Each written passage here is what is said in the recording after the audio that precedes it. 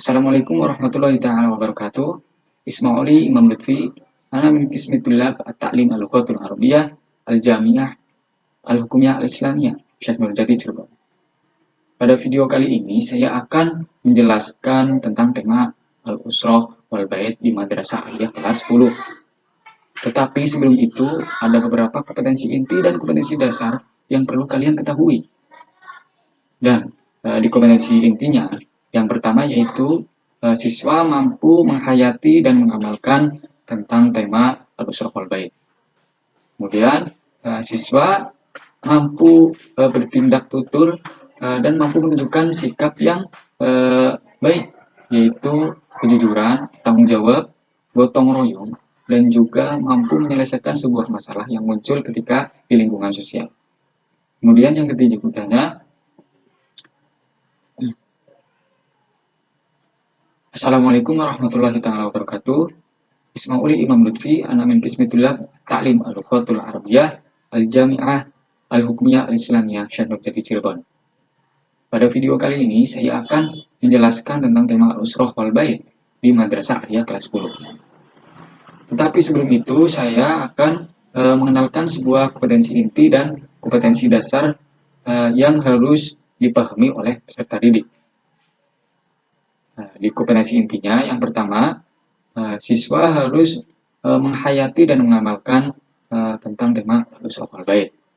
Kemudian di kompetensi yang kedua, siswa mampu menunjukkan sikap yang baik, yaitu dari kejujurannya, tindak tutur, terus dari tanggung jawab, dan juga mampu menyelesaikan sebuah masalah ketika muncul di lingkungan sosial.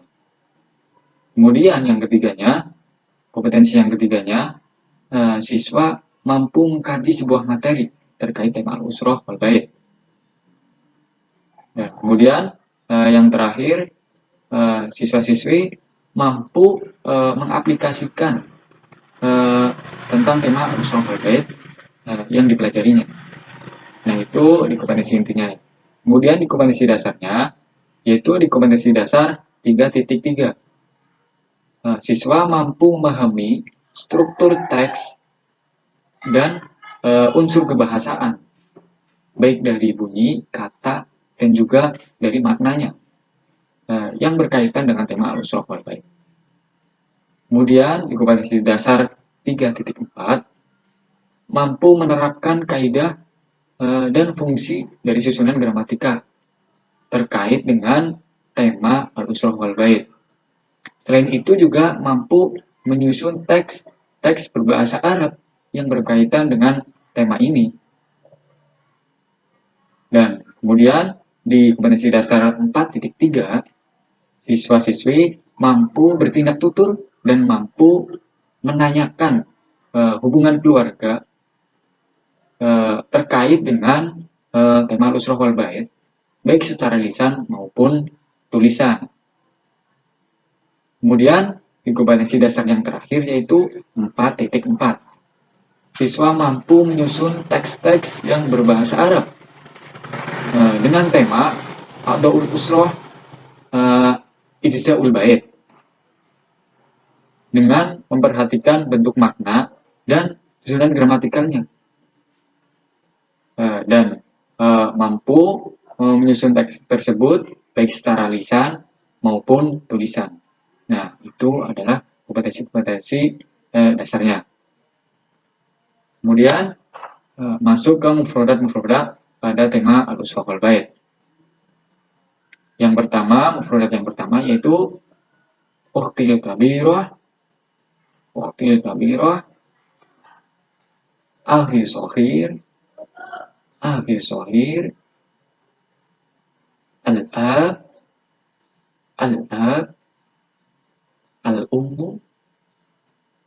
Al-ummu, Jaddun, Jaddatun, At-tabakhu, Hamam, Hurufatun naum, Hurufatul julus, Ghurfatul julus. Nah, itu adalah beberapa mufrodat-mufrodat terkait materi al-usroh wal bait. Kemudian, tentunya sebagai calon guru bahasa Arab harus menguasai 4 maharoh, yaitu maharotul qiraah, maharotul kalam, maharotul kitabah, dan maharotul istima'. Di maharotul qiraah ini ada beberapa latihan-latihan yang harus dikuasai oleh siswa-siswi. Pada latihan yang pertama, nantinya siswa-siswi akan menentukan sebuah pernyataan, yang mana pernyataan ini termasuk pernyataan yang benar atau pernyataan yang salah. Misalkan, atau summa usobi subha. Nah, ini pernyataan ini termasuk pernyataan yang benar atau pernyataan yang salah. Nah, seperti itu. Kemudian, pada latihan keduanya, akan menjawab sebuah pertanyaan. Yang contohnya, aina taskun? Nah, nantinya siswa-siswi akan menjawabnya. Contoh lain, aina tatanawul futuh? Nah, seperti itu. Kemudian, pada tema al-usroh wal bait juga akan mengenalkan domir-domir. Dan domir itu sendiri artinya adalah kata ganti atau yang menunjukkan orang ketiga, baik ghaib atau ghaibah. Domir ini terbagi menjadi dua, domir mustatir dan domir baris. Domir mustatir sendiri artinya adalah domir-domir yang tersimpan. Dan domir baris adalah domir-domir yang nampak atau yang kelihatan. Domir yang nampak ini ada dua, yaitu domir mutasil dan domir munfasil. Di domir munfasil ini ada dua mahal, yaitu mahal rofa dan mahal nasab. Di mahal rofa, di antara domirnya yaitu huwa humahum, ya humahunna, anta antuma antum, anti antuma antumna, anana. Nah, itu di domir. Kemudian di mahal nasabnya, iyahu, yahuma, yahum, iyaha, yahuma, yahuna, iyaka, yakuma, yakum, yaki, yakuma, yakunna, iyaya, iyana. Nah, itu di mahal nasabnya. Kemudian domir-domir mutasil. Ini ada 3 mahal. Yang pertama yaitu mahal rofa, mahal nasab, dan juga mahal jar.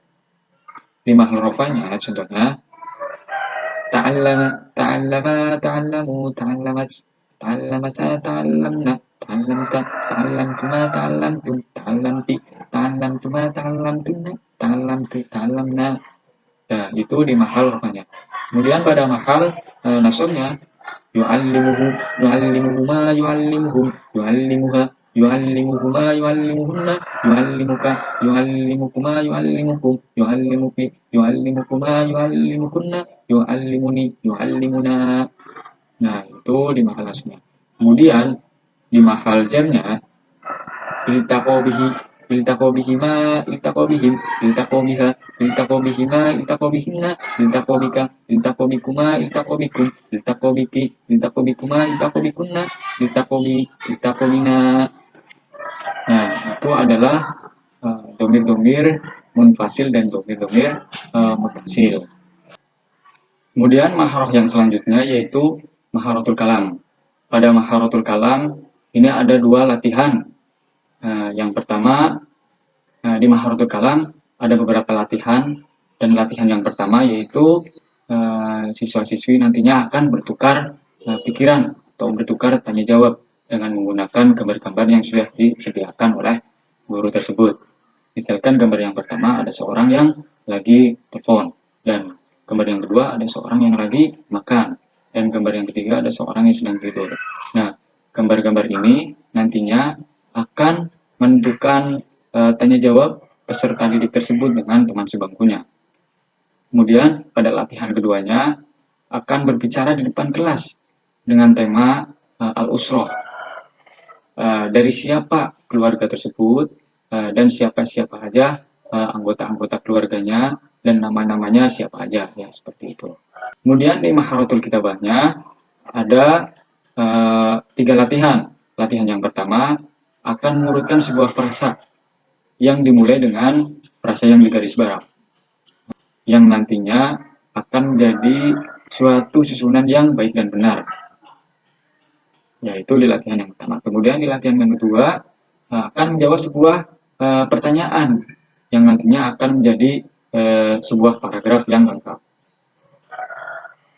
Kemudian pada latihan ketiganya akan menyusun sebuah deskriptif yang menggunakan bahasa Arab terkait dengan al-usrah, yaitu keluarga. Kemudian pada maharatul istima'nya nantinya siswa-siswi akan mendengarkan sebuah hiwar atau sebuah pernyataan yang didengar langsung oleh seorang guru ataupun dari radio. Dan nantinya ada sebuah pertanyaan dari seorang guru tersebut dan siswa-siswinya akan menjawab, dan jawabannya akan menggunakan gambar-gambar. Dan misalkan gambar yang pertama ada gambar keran, dan gambar yang kedua ada gambar dapur, kemudian oven dan juga panci. Nah, ini gambar-gambar ini mana yang sesuai dengan pertanyaan yang diucapkan guru tadi ataupun dari radio tadi.